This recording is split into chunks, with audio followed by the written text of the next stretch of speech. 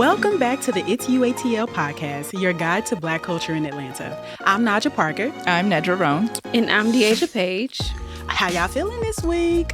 Okay. It's okay. It's Pisces season. Hey. That means it's Naja's birthday season. Yeah. The birthday's on the horizon. We're getting older and, maybe more blessed and more grateful. So thank y'all for honoring the Pisces season. Well, anyways, so this week we're looking ahead at this year's Oscars, where Sinners is the most nominated film of all time. Plus, we'll be telling you why we can't stop talking about Jill Scott. But first, the rundown for Black culture news and ATL and beyond making headlines. Nedra, what we got on the list first? We have Pinky Cole making headlines yet again. This surprise, time. Surprise. Yes. Not just for her soon-to-be appearance on Real Housewives, but also for her bankruptcy protection. Seems that she's gotten herself into some more financial shenanigans. So, and this is an ongoing theme, if y'all remember. She has had some challenges before paying off employees, been embroiled in some lawsuits and things like that. She filed apparently for Chapter 13 initially, then came back and changed it to Chapter 11. So that's where we're at now. That's the latest update on the Pinky Cole financial drama. So what do y'all think? What's the difference between Chapter 13? Yeah, I knew you were going to say that. Chapter 11. I'm still trying to figure that out. I do believe, and, I think Chapter 11 is more focused on business. Chapter 13, I think, is a way for you to restructure your finances to, that may include your personal assets. Got you. Yeah. Okay. You think this is going to end up on the on show? Real Housewives? Real Housewives? I think that's why she's going to end up on Real Housewives, because she needs to make some money. Well, Yeah. duh. Okay, that's making sense. Deasia, how you thinking over there? I'm not surprised. And it's okay to, file for bankruptcy. It's just how she responds to things. And an IG video after the news, she posted like a clip of her running around her mansion With her home, bulldog, her French bulldog. with her Versace robe on as well, talking about this is what people think bankruptcy looks like, or what happens when you file for bankruptcy. And I'm just like, okay. I'm all for destigmatizing bankruptcy for sure, because I feel like too many people, they feel shame out of that. So I'm appreciating that she's not ashamed. But at the same time, I'm kind of like, what? But it still seems kind of flashy because you have this Versace robe on, you're running around your mansion, and then you kind of get snapshots of your Bentley or whatever. Yes. So it's still kind of giving like, I'm still rich, whatever. I think that's exactly what she was saying. I think she Yeah. was saying, just because I filed for bankruptcy don't mean I'm out in the street poor. Which is true. Like, how many people file for bankruptcy and are quite wealthy? Yeah. I mean, that it really doesn't have a lot to do with whether you're, housed or not. Right. So, Was it a flashy extra video? Absolutely. But it's kind of on brand for Pinky Cole to respond to critics or people who have things to say about her in this particular way. yeah, I almost feel like more conversation about what happened would be appreciated, and giving people an understanding of that rather than sort of deflecting to, oh, it doesn't matter. I still got money. I'm still in my mansion. I still got my French bulldog, whatever. Let's talk about why this is happening and what missteps you've made in the business to get here, or is it a misstep? Like, whatever it is, just talk about it, Yeah. So. And maybe it's like her attempt to make light of her finances and her business situation, because it has been back-to-back news about Slutty Vegan and her entrepreneurship and how it's been going good and then it has not been going good. Right. So maybe and she's then just there was trying remember to... she had the thing where she lost the business and then she came back and said, no, I got it back. And it's like, well, wait, it's just a constant. There is no stability right now that I can sense from Pinky and the Slutty Vegan business. And I don't know, maybe Housewives is her moment to just kind of settle. I would like that for her. That's got to be like chaotic to always be up and down. Right. Yeah. We'll see. I Guess. I guess. Well, speaking of other, ATL influencers, people that are well known, Mr. Tyler Perry is shooting yet another series in Atlanta. And this is going to be his second Netflix drama. And it is titled, let me make sure I'm getting it right. Where's the Smoke? In Tyler Perry's house. Well, kind of, because it is being filmed on Tyler Perry Studios, and it's already started. There are 16 episodes in the first season, and some of the actors who are a part of this are Tyler Lepley. I think we all know him. Yeah, and it's very fun. Yes, he is. Yes, he is. And then Da Vinci, he's known for acting in BFM or BMF and All American. There's Mike Merrow, who I'm less familiar with, but he has a credit for the movie Straw. And then another actor I'm unfamiliar with, Elton E. Williams. I'm hoping I'm saying his name right. He was a part of If Loving You Is Wrong, which is another Tyler Perry hit, if I'm not mistaken. I missed that one, too. Yeah. Oh, Da Vinci. Now, he's another fine one from BNF. Okay. Yeah. Well, let me look up Da Vinci. Who's Da Vinci? I don't know him. Well, what do y'all think about Tyler Perry creating yet another series? I should mention that he is directing it, producing it, writing it. Let's start with talking about how many have we watched? Okay. You mean films or TV? TV series. I watch, let me be accurate, let me be honest. I watch Beauty and Black. And we like it? You know, it's entertaining. It is one of those watches where you know it's going to be a lot of mess and unrealistic drama going on, but you stay on for the ride. So what's the basic premise?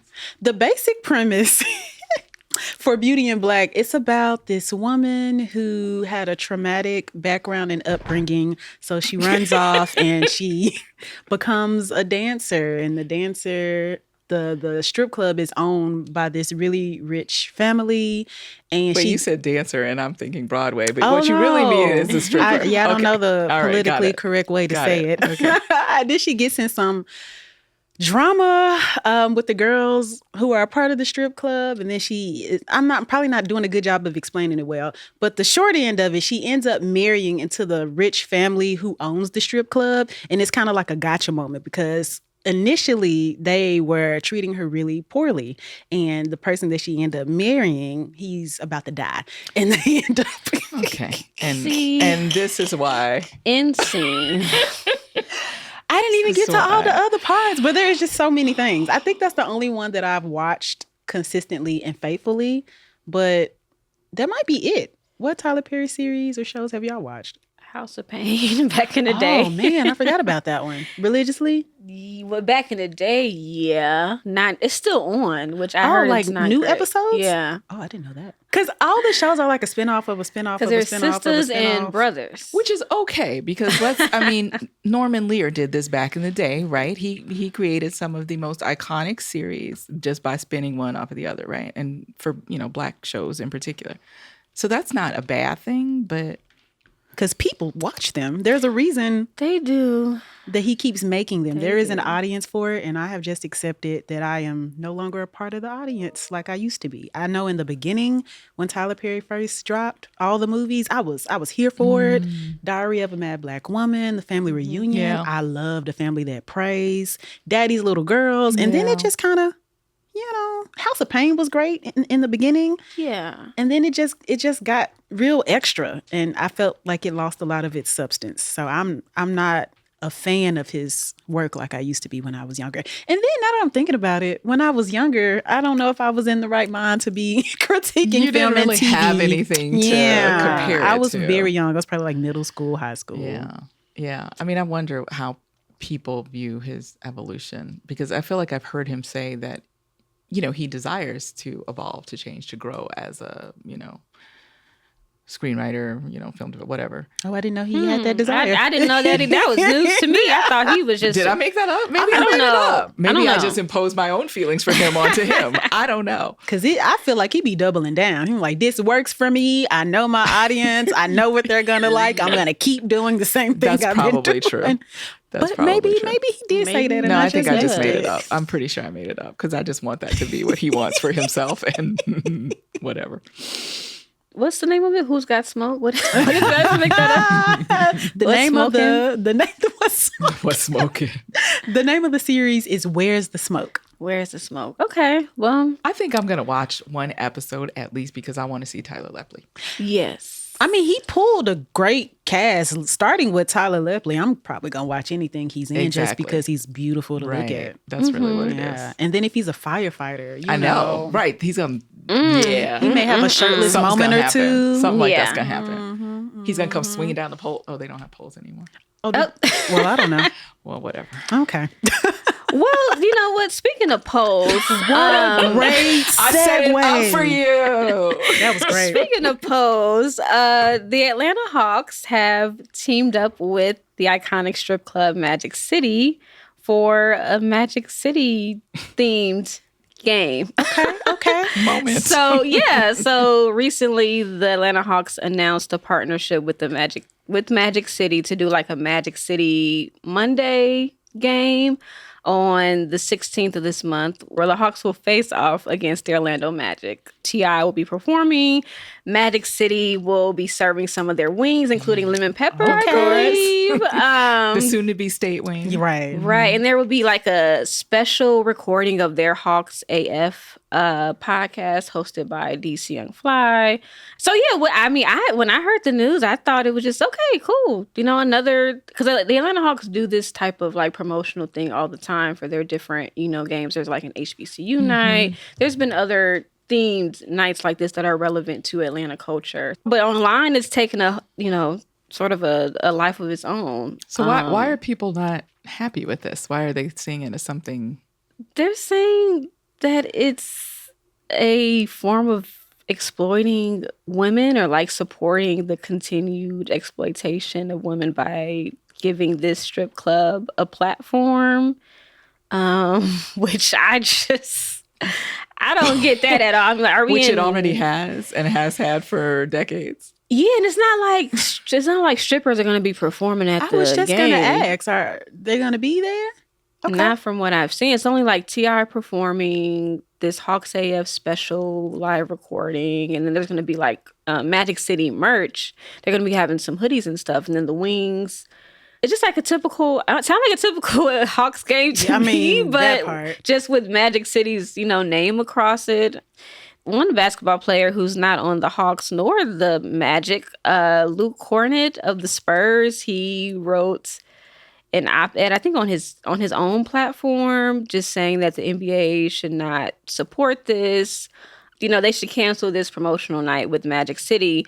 I'm trying to pull a specific quote. Where is it? If the NBA continues to move forward with this, they would be complicit in the potential objectification and mistreatment of women in our society, which I kind of just have to laugh at that, because are we in 1992 or something? Like, I don't. 92? I was gonna say 29. Well, yeah, that too. Also, what's his name? I've never really heard of him before. Luke Cornett. I have never really seen him, you know, be vocal about, you know, supporting the WNBA, but at least two NBA players who've been charged with domestic violence in the past and are still playing. So I haven't seen Mr. Luke. He's not writing op-eds about that. Right. So it's just selective outrage. Yeah. Also, I feel like it reeks of someone who does not understand strip club culture, club culture in Atlanta specifically, and the way in which it is empowering for a lot of women who need the cash. And what, like, he, you know, there's no understanding of that at all in this. It's just very kind of a very flat examination of what stripping is. And no understanding of Atlanta culture. Right. People go to the games to experience the culture of Atlanta. And I think this is a part of that. And this isn't the first time they've collaborated with the company and there's been a little controversy. They have also collaborated with OnlyFans, and you know that was. And where was he on that? I don't remember him making no statement about it. Where were you? They did a little promo with OnlyFans, and people were upset, and some people were okay with it. So you know, the Atlanta Hawks don't mind shaking it up a little bit, and I'm not mad at it. Yeah. If y'all want to be squares, just say that. But also, like, if you want to make this argument about the NBA as an organization protecting and, you know, holding women in high regard, then use your voice to argue for WNBA and their contract and getting them paid and all that. Like, this is crazy. Round of applause for that. Right. I mean, there's so many other things to use your platform for other than this Magic City Monday, which maybe I might go to try some of the wings. You mentioned you got to get your lemon pepper. You said you wanted to try them from Magic City. This is our chance because I haven't had them from Magic City either. So, field trip. And we'll be right back. All right, you all. So it's time to get into our main segment, and it's that time of year again for Hollywood's biggest night, the Oscars, which will be broadcast this Sunday on ABC. We already know the Academy's track record, right? That they are just not very good at honoring the contributions of Black people in film.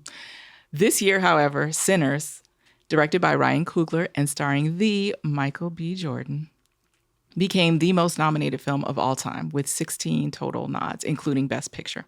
We could not dig into this conversation without our colleague and UATL reporter Brooke Howard, who has written all about Sinners and has a follow-up piece in the works. Hey, Brooke. Hey, girl. Hey. Hello. Hey, friends. Welcome back. So, Brooke, for the It's UATL Academy, what is your personal criteria for what makes a good movie? I think a good movie has to have really complex characters. And that was something about Sinners that I loved. Like, you could have these individual characters who have their own backstories. And so even apart from the main characters, like you get these nuances, these hobbies, these habits of the characters. And also, too, like I recently rewatched Sinners, and something that I absolutely loved is that you kind of want to know the characters who are off screen, who you never actually see. So like Mary's mother who passed away, Smoke and Stack's mother who died at childbirth, their father who Smoke ended up killing. There are so many different subtexts within the story that makes it feel like a complete world. So it's completely within the storytelling, completely full characters. I think that the storyteller, whoever writes the script, can create the character. Yes, it's part of the writing. But at the same time, it also relies on the actors, too, and how you're bringing that character to life. I actually rewatched it recently as well. And my revelation was not as deep as yours. Oh, well. But I'll share it. Okay. I didn't realize smokestack. What? That just hit me. Hold on, What do you mean? Smoke and stack. Smokestack. I didn't get that. Oh. Girl, this movie been out for almost a year. I didn't get it the Well, first I time around. can't say I got it either until you just said it. So See? I'm not sure if I still get it. Uh-oh. Or if I get it. But I'm a little slow. But we can move on. Okay, no, moving on. I actually want you to break it down just a little bit more. So like A smokestack. The A smokestack. smokestack. Like I didn't realize that their names were.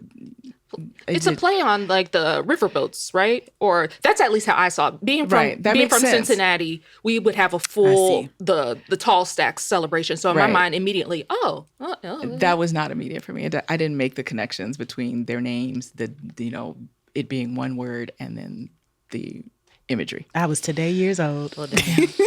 Okay, let's move on. What other criteria do we have for a really good movie? I heard complex characters, a full world. What else? Going along with the full world, I mean, the environment definitely plays a part. The Mississippi Delta is its own character. Yeah. So even as you see the characters driving through all those cotton fields, it makes you think, oh, like what's the backstory of their family members? How did they leave their enslaved lives and become sharecroppers? So there's all this extra element within the environment that I love. And then there's some other ones where it's like, I don't know, there are some films I feel that are if they're a little flat, it's just, I don't know. Like if there's just like the surface level story, I need multiple layers to the story so that I can leave the movie thinking, oh, like Nedra, like what you said, oh, I just realized smokestack was a thing. Like I need a movie to make me realize things that later after I watch it. Yeah. And also, I think movies have to just be entertaining, right? I mean, you have to be entertained. I think Because how many movies have you gone into and fallen asleep? I did that for one. That was me for Wuthering Heights just a little bit. Oh, just for a few minutes. Really? Well, I haven't seen it yet. I've heard I names. saw it, Deasia. I only dozed off for like a minute or two. But I mean, what Wuthering Heights did not have, what I think makes a good film is like great writing that can be easily followed throughout, the story. And honestly, I didn't think Sinners always landed with that, but You mean like plot gaps or? Yeah, sometimes it just felt like there were a lot of like darts being thrown at the board and there wasn't a lot of continuity. But I know I'm in the minority when I, talk about, not not really enjoying Sinners as others have. So I didn't think Michael B. Jordan's acting was super strong. I felt like what's her name? Wumi Masaku and Miles and Delroy had stronger acting performances. So I'm not saying it's a bad movie though. Well, that's so interesting that you say that about Michael B. Jordan, because I feel like the device of having an actor play two roles is to show their range. Yeah. But you didn't feel that. You didn't see that. But I feel like it's, like I said before, it's an incredible feat to play, twins. I mean, I could never do that. I just felt like there were stronger performances who did not play twins in the film. I agree with that. And if it gets, Oscars, I'm not going to be mad about that. Yeah. So do you think Michael B. Jordan should be up for Best Actor, or do you think? I wouldn't be mad if he won. Like, I'm off. I mean, I would love a Black person to win, that role. But do I think there were stronger acting performances? Yeah. Mm-hmm.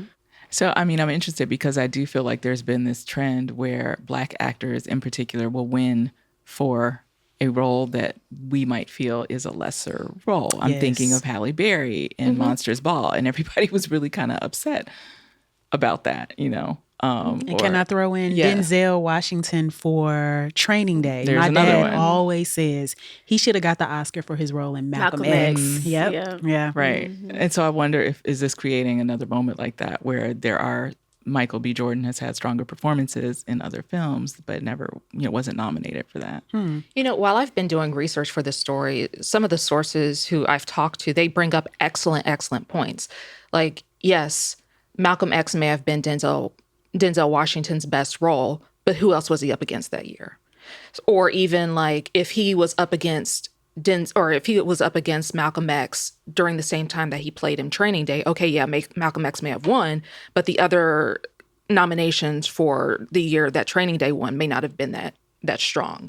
I agree with you also on like Halle Berry. I was going back through the list of her peers who were also nominated, like, okay, yeah, these roles were kind of whack. Now, don't hear me out. I was not a fan of Halle Berry taking that role whatsoever. That was when I was 13 and fully going to Broadway. I'm going to be a full-time actress, bloopity blah, Black woman, yay. And now we have to go take our clothes off. So I was like on a whole protest against that. But then I looked at the list again and thought, oh, yeah, these are kind of some humdrum roles.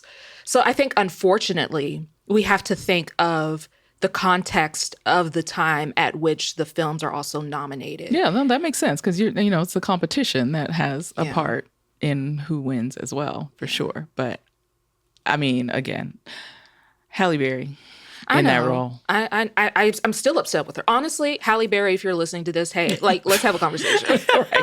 We need to talk about it. We need to talk about it.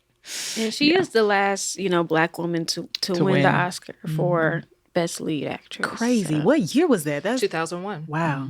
Yeah. So that's 25 years, if my math is right? Insane. Well, but how long did it take for her after what year was that? Who was Whoopi won one, right? Did Whoopi win Best Actress? Or was it? Or was she supporting? I think it was supporting. Because Halle was the first actress, period. She was second, right? No. Oh, yeah. Hattie McDaniel was the first Black person supporting. Yeah. Right. Yeah. Do y'all remember the Oscars So White controversy from a couple of years ago? Yeah. Ooh, child. Mm-hmm. I mean, I wonder if we look back and like we think about now, what was the impact of that moment? Something that I saw, and again, I know it comes to talent, but I think after that whole kerfuffle of, hey, it's all white people being nominated, the Academy accepted more people into the Academy. So that kind of increased the diversity of people who were voting. Yeah. But has it made a difference that we can see? I mean, Sinners, it's taken so long. The Oscars So White controversy was 10 years ago, and now we're finally getting all these nods for Sinners, a Black film, a Black cast. I mean, Moonlight was won Best Picture the year after that. But even that moment, okay. Right. I remember this moment because I was at the AJC at the time, and we were doing this live Oscars reaction where we would go live on Facebook and talk about different topics and nominations as it was happening. And so we were about to go live for the Best Picture conversation, and we were rolling, and then we had to run down the hallway because they were announcing La La Land as Best Picture when really it was Moonlight that got the Best Picture. So they couldn't even have their moment properly because it was drowned out by this controversy and them reading the wrong card. I can't remember the details of why the wrong movie was named, but you know. And that's become the story ever since. Like, you can't talk about that moment without talking about that incident, you know. Unfortunate. So I don't think much has changed since Oscars. So I mean, it's still pretty white. Still so white. But I mean, Sinners having 16 or 13? 16 nominations. That's really great. How many awards do you think Sinners will actually take home? That's what I'm waiting for, because it's going to feel like a bit of a slap in the face if you done got 16 nominations and you walk away with none or 2 or 3, you know? Yeah. I don't see a world in which they don't get some, right? Like, I can't see 0. I mean, have you all seen any of the other Best Picture nominees? What's on the list? We got Hamnet, Frankenstein, F1, Begonia, The Secret Agent. Begonia? I hope I'm saying it right. I clearly haven't seen that one. Marty Supreme, One Battle After Another, Sentimental Value, and Train Dreams. Which of these have y'all seen? I saw One Battle After the Other and Train Dreams. Okay. Train Dreams is I was watching it because my brother pulled it up, and I was visiting him, and this would be a Brooks Brother film. It's very much environmental, and it's one of those, you know, like in the 70s, there were those books that you would read and they wouldn't have a full plot, but you end up finding a lot about the character, and there's a lot of stream of consciousness. That's what Train Dreams is. Who's the director? Oh. And then One Battle After the Other, I really enjoyed it after Tiana Taylor's character was no longer on screen. Interesting. Ooh. Say more. I think people have a hard time recognizing that it's a satire because it's so subtle. And I think this is going to sound elitist, but for the general masses, satire is something. She said for the unwashed masses, for the ignorant masses. Sophisticated. It can be hard to pinpoint, like, oh, this is a mockery. Like, oh, this is a joke. And you don't see it as much when her character's there. And then if you don't see it, you're automatically, especially as Black women, we're going to be offended by Tiana Taylor's character. She's hypersexual. She's with this white man. Like, she's very super into him. She's super activist related. She doesn't care that she has a child. She has to go fight for the cause. There's no sense of compassion really about her. It's just about like the revolution. But then when she leaves the movie, you get so many different complexities. Like, that's when it settles into me like, oh, this is that's when I started laughing. Like, oh, and there are so many different tropes in the film that you don't recognize, and at least for me, until she leaves. That is just no offense to Tiana Taylor, but who is nominated, right? She's nominated for a supporting actress. Yeah.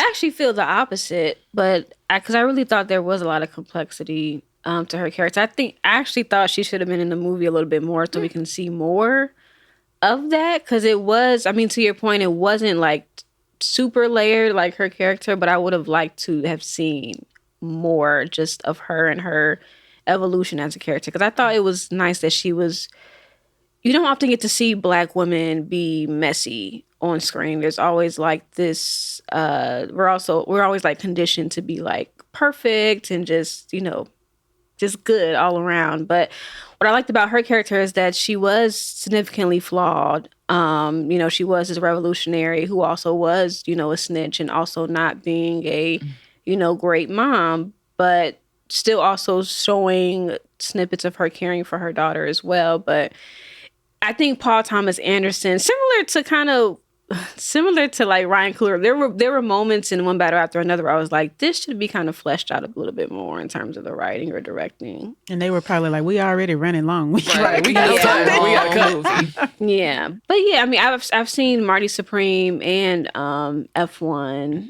What'd you think of F1? Because I saw F1 and I can't say that I loved it, and I don't know if I needed to be a fan of car racing and all the things, but it wasn't the best film that I saw last year. Right. Yeah, I thought it was just okay. I'm not going to watch it again. I haven't seen any of these. Okay.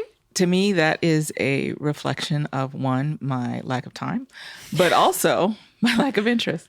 Because of the list, I think there were really only two that even caught my attention when I would have time to go to the movies and would scroll through, and it was Marty Supreme and One Battle After Another. Those are the only two that I regret not having seen thus far, but I will watch them.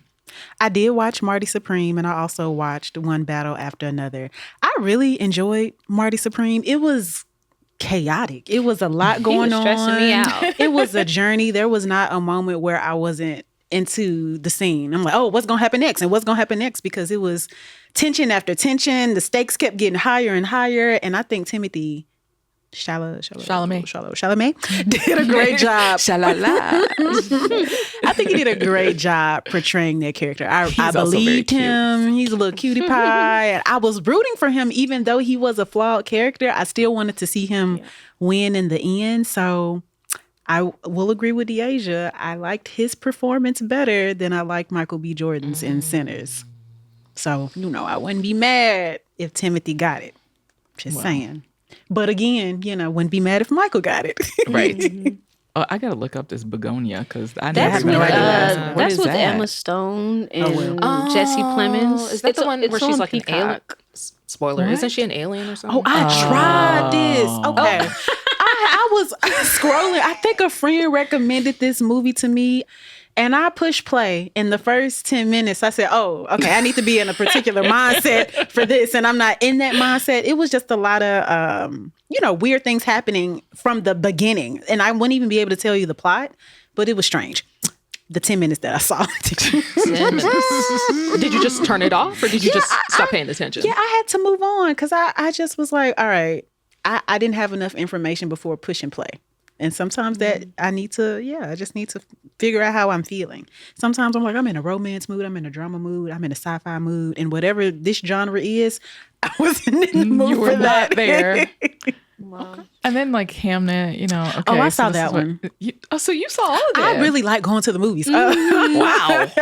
I saw Hamnet, and this one is about pretty much the story behind Hamlet. And why Shakespeare wrote it. It was, following Shakespeare and his wife, and they lost a son whose name is Hamnet, and it inspired the play we all know today. Were you actually interested in that concept?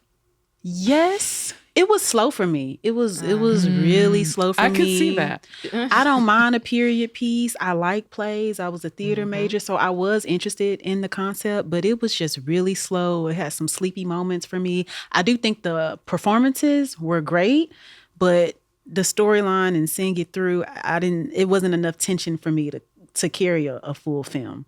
But when I left, I'm like, oh, this is the type of film that's going to get nominated for an Oscar. Wow. It just had that kind of, I don't know, criteria that I can't really describe well, but like sleepy, period piece, British, like, I don't know. So yeah, I don't feel that passionate about too many of the movies on this list. I mean, this year, Sinners is probably the one I care the most about. I feel like that's the typical But I haven't seen them, so what am I talking about? But I feel like that's the typical sentiment of the Oscars. I'm not really looking to the Oscars for representation in films that I genuinely want to see or have seen. I know when I watch the Oscars, they're going to be talking about a whole lot of films I never heard of until I put the show on. Right. So. Right. Well, I guess we'll have to see what Sinners will win come Sunday. We're rooting for you, Sinners. Yeah. Well, Brooke, thank you so much for coming on the show today. We appreciate you, girl. Thank you for having me. Yay. All right, Deasia, what's next? Okay, so before we let y'all go, it's time for Rent Free, where we talk about a story taking up real estate in our minds. So Miss Jill Scott is back. She's back. Jilly's back. Jilly from Philly. Jilly from Philly. She recently released her new album, To Whom It May Concern, which is her first in like 11 years, I believe. Yeah. Oh my gosh. That's a long time. Have you all listened? I have. Mm-hmm. What did you think, Nedra? Do I feel like it's the best Jill Scott album I've ever heard? No. Do I like some of the music? Yes. Do I think that what they designated as the single, I don't love it. That's not like my favorite. Is it Beautiful People? It's supposed to be but that's probably not my favorite track on the album. So I don't know. What do you think, Deasia? I've been curious to get your perspective. Music guru. I'm still digesting it, I think, but I do feel similarly because how long is the album? Man, you know how I feel about long albums. This one is it that long? It's not that long. 16 is it? songs. 19 songs. Oh, 19. 58 is that a minutes. Lot? What's to a me, lot? it is. We like the 50-minute mark, 40-minute mark. Anything over like 10, 11, maybe 10 to 12 tracks is like, okay, what's going on? Yeah. But as I was listening to it, I didn't really connect with the album until like track, I don't know, toward the end. Mm-hmm. So that's when it kind of like resonated with me a bit. And I was like, okay, this is not saying that she had to make something that was familiar to Jill Scott fans, but this was like something I could really connect to and cling to. Because the beginning of it, it's very like experimental in a way where she's like sort of like traveling to different music and like soundscapes, like geographically. I think like you hear like a lot of like New Orleans bounce in here, and then there's like she's rapping like with fellow Philly artist Tierra Whack. There's some jazz in there as well, which I don't mind the jazz obviously, but it took me a minute to really like say, oh, this is a song that I like. And usually when I do that, it's like, I don't know if the album is that great, but it's a nice, it's not terrible. It's a nice effort. What was the song that you did? Like, when did the album start for you? I really enjoyed The Math and A Universe. It's very slow, a little sultry, kind of reminiscent of the Jill Scott, who was Jill Scott back in the day. So yeah, and then there's a song with JID, an Atlanta rapper that I like. It's called To Be Honest. I like that one. What songs did you all like? Some that you mentioned, yeah. The To Be Honest one. I like Pressure. That I did like the groove of that. I don't know how much I felt about the words, but the groove. I feel like Pressure is still growing on me. Yeah. And maybe I'll keep like it's not bad, right? Yeah, right. But I don't know. I guess I was expecting something different because I usually pay attention to one of the Apple playlists, the Breaking R&B one, and it appeared on that playlist, and I was like, "Oh, Jill Scott's coming!" Yeah. And I pushed play, and I was like, "Okay." But there are songs that you push play on and you immediately like. Yeah. You immediately know you're going to have it on repeat. And Pressure wasn't that for me. But that's okay. I did like Lifting Me Up. You know, it had this upbeat tempo to it. That's when I kind of started paying attention to it. I was like, okay, now we're getting into the album, getting into a groove I can appreciate. And then it kind of went from there. I have enjoyed some of the clips of hers that have gone viral. Did you see the one where she was like talking about her ex-husband or something? Yes. And she was like, she was like, that was funny. Did I marry a bitch? Yeah, I did. That was funny. Dang. Who was she? She was talking to Ebro from Apple Music. And I forgot. I need to actually watch that full interview actually. But I saw the clip where she's like, yeah, I did marry this terrible guy. Yeah. But yeah, she's just so funny. Her personality is fun. She's like full of life and so joyful, and it seems like she has all this wisdom she wants to give and share. And I don't know, she feels like home, like a cousin or an auntie that's a part of my family. And I don't know, she looked like she give good hugs too. Yeah, I can see that. Yeah. And she is coming here to Atlanta the end of March for the HBCU Aware Fest. So she will be headlining that concert to, I think, raise funds for HBCU students. Oh, nice. So I think that might be her first concert since the release of this album. And so maybe she has a tour coming up too. Where is she performing for this? State Farm Arena. State Farm. Okay. I still need to watch her Tiny Desk. It popped up on my YouTube. Me too. But I haven't gotten to it yet. So I'm guessing that her performance will be a mix of songs from the latest album and then other things from her catalog. So that should be fun to watch when I get to it. Yeah. Right. Right. Maybe we can all go to the concert and get a hug. I would love that. She probably smell good too. Yeah. Like, what you putting in your hair, girl? We can share tips on all kinds of things. Well, that's all we have time for today. Thank you, ladies, for chatting as always. Until next time. Yes. Bye. See y'all next week. Thanks for listening to It's UATL. UATL is a source for Black culture and community in Atlanta, powered by the Atlanta Journal-Constitution and its supporters. The show is hosted by Nedra Roan, Deasia Page, and me, Naja Parker. If you liked the episode, be sure to follow us and leave us a rating and review. It really helps. It's UATL wouldn't be possible without our lead producer, Isabel Kirby McGowan, and producer Kara Schillen. Extra support from Ron Williams. Our executive producer is Gavin Godfrey. Megan Nadolski is our senior producer, and Samantha Stamler is the head of audio. Special thanks to Janelle Davis, the managing editor of UATL for the AJC. Want more UATL? Be sure to join the community at uatl.com. See you next week.